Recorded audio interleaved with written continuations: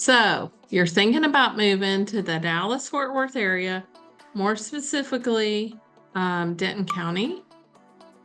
If you're ready to make a move, we're here for you. Come on in. I'm going to give you all the tips and tricks for buying a house in today's market. We're in June, July, summertime of 2024, and what helps people and what doesn't, and what can make a difference for you. So stay tuned.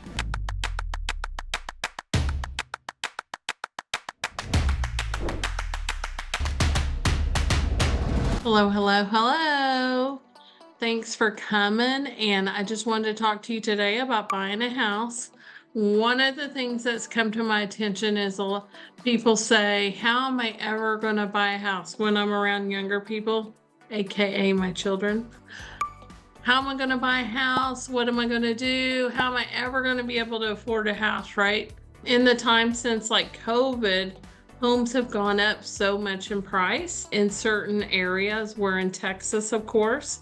And what does that look like? How do I do it? And those are lessons that really aren't taught in school. And what do I do?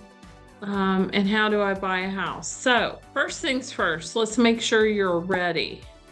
Ready means you have a job. I mean, it's not as hard as you might think, but you at least have to have a job for the past 2 pay periods. If you're a W-2 employee, if you're a 1099 employee, like you own your own business, that's going to have to be 2 years. You can have a lender verify that, but that's pretty much true.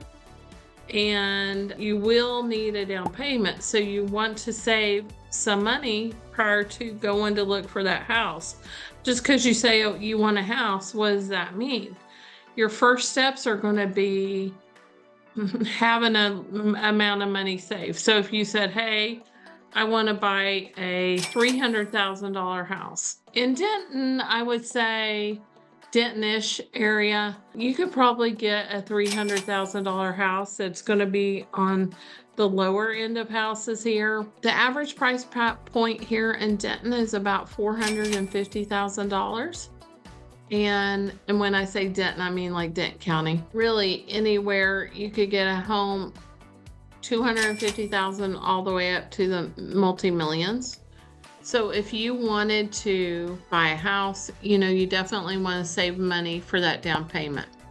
There's a variety of different loan types you can get. It can be a government-backed program like an FHA loan. If you're a veteran, you might get a VA loan. VA loans don't require a down payment, so that is definitely a consideration if you've been in the military. And thank you for your service. And then if you go conventional route, you will have to put down some amount of money. Typically it's 5%, but I've seen them as low as 3%. Really about the most is 20%. And sometimes people put money more down because they just want to get that done. But 5% to 20% probably on a conventional loan. So if you were buying a $300,000 house, let's say, you need about $10,000 for an FHA loan, 3.5%. You don't need any money down for a veteran's loan, a VA. If you're doing conventionally, you want 5% of that $300,000. So you are at about $15,000. And so on. So you get the idea how that works. So make sure your credit looks good too.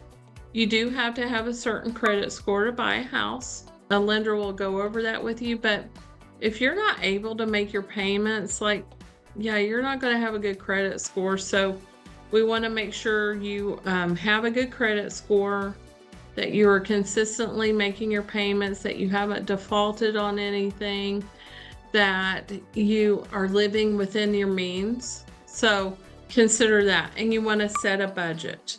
So that's kind of number one is be ready. Next is set a budget.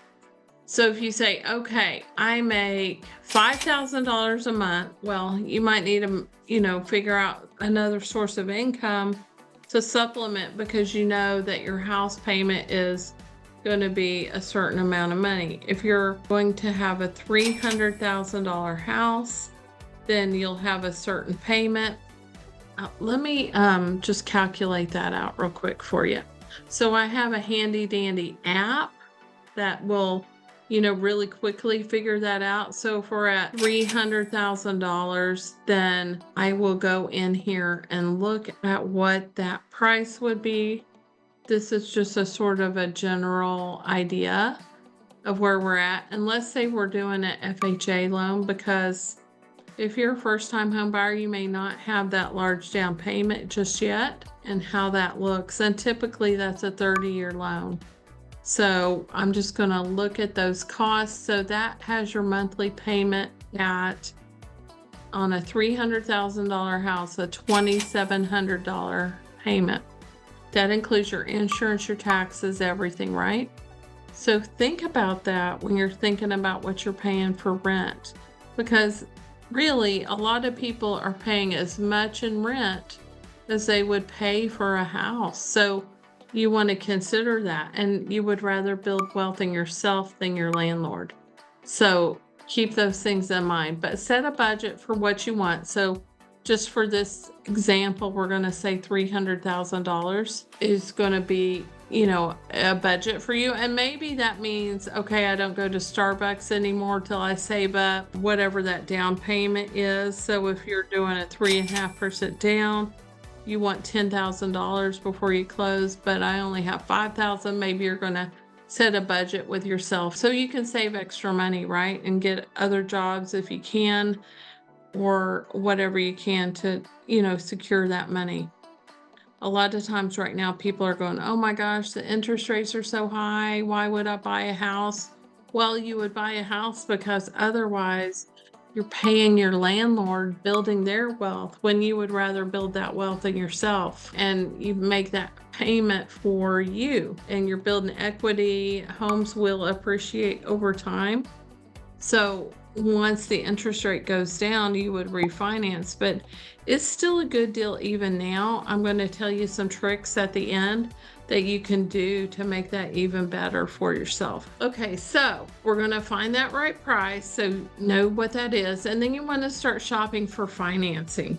So you have $10,000, let's just say, and you have enough money to make a payment like we mentioned earlier. You'll want to kind of go and talk to some lenders and see who it is do you click with that you think would get the job done. You can ask your friends, family, who they go to. You can do some research on the subject on Google or whatever social media platform you want. And I bet you'll be able to find a knowledgeable financial agent. So if you can't, a realtor can help you as well. They'll usually know somebody, and we'll make sure you're taken care of. I just like to make sure all of my clients have great lenders. Typically, people do not like you going with a big box company like a Bank of America, Wells Fargo, Chase, something like that. They just don't do like home loans as much in the market we're in, and they may buy them in the secondary market. But if you can work with somebody one-on-one, that you could get their cell phone and maybe call them at night if you had a question, and they'd actually pick up and answer you, that's the kind of person we're looking, that's going to have that one-on-one customer service for you. Find that right financing person, and it's okay to change lenders if you have to, if the first one's not working out. I'm not saying, change them all the time, but you may find somebody you really like and just work with them.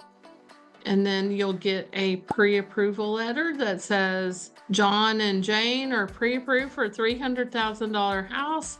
You've got your $10,000 saved. And then let's get this ball rolling. You can get a real estate agent first, or you can get the lender first. If you have your lender already, your real estate agent will be like, oh my gosh, that's amazing. Or they may give you even ideas for their lender and who they like to use. So think about that, but a real estate agent can probably help you with the lender as well. So then we're going to find that real estate agent. If you're in the Denton County area, we would love to help you. We're just north of Dallas a little bit, and then we'll go house hunting. And we'll check out like what the houses are out there, what you qualify for. Sometimes people say, well, I only want to have this much of a payment. So the lender will say, okay, we're only going to qualify you for this much, even though you actually may make more money.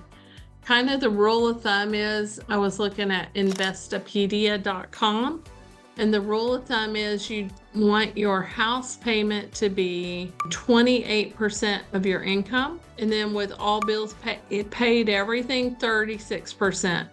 So that's kind of rule for where you would be on a payment. It's 28 to 36% for house. That might help you as well when you're deciding how much do I want to qualify for. If you know you make $75,000 a year, then 28% of that for, I'm going to get out my calculator again. And if I say, okay, I make $75,000 a year and I want to qualify for a house, and I know it needs to be 28% of my income, then you're at $21,000. So divided by 12, you're at $1,750 on what your house payment would want to be. So that might be a little less than $300 in that scenario. And if you're married or if you have a significant other, that may increase your bottom line there too. So you'll be able to get more of a house. So what I'm trying to say is you might find that the price point you're looking in, you don't like the houses in that range. So you might bump yourself up in your search. Typically, it does not change it a whole lot if you go up $25,000 in your payment. So that's might be something you look at. You know, be flexible in that way. Your lender can help you with it. When you do submit an offer, I like you to say, well, let's say we found a $300,000 house for you. I like to say to that agent, hey agent, here's my offer for $300,000. Here's my pre-approval letter for $300,000. So I would like your lender letter and your offer to match, if that makes sense. I mean, don't go in there and say, oh yeah, I'm qualified for 400 and give them a letter for 400,000 and you're only buying a $300,000 house. Yeah, they might, you know, be like, well, why can't they pay more? So think about that. Next is, and I got ahead of myself, but once you do find your agent, you're going to go house hunting and look for everything you really like. And you may bump up your price point at that time. Once you walk into a house that you love, you're ready to make an offer. Your agent is going to help guide you on making an offer and what that should look like. And, you know, it's okay to be creative. And if you want to do something a little different, that's okay too. I've seen everything. I heard the other day somebody really wanted a house. And so it was a little further out than the place where they wanted to be. And so the seller actually offered a prepaid toll tag for them to make an offer on that house. But you might hear of anything. So just be prepared for what might come. I had one just recently where a seller really needed till the end of the month to get out of the house. And the buyer's agent said, well, I need $150 a day for that.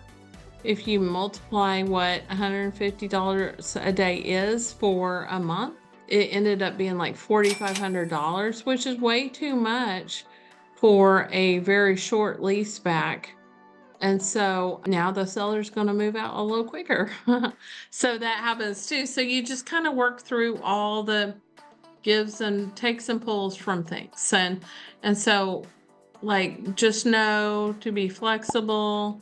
Everybody is working towards a different goal. So you just want to try to accommodate people when you can or help them out, and then get you into that new house, which will be awesome.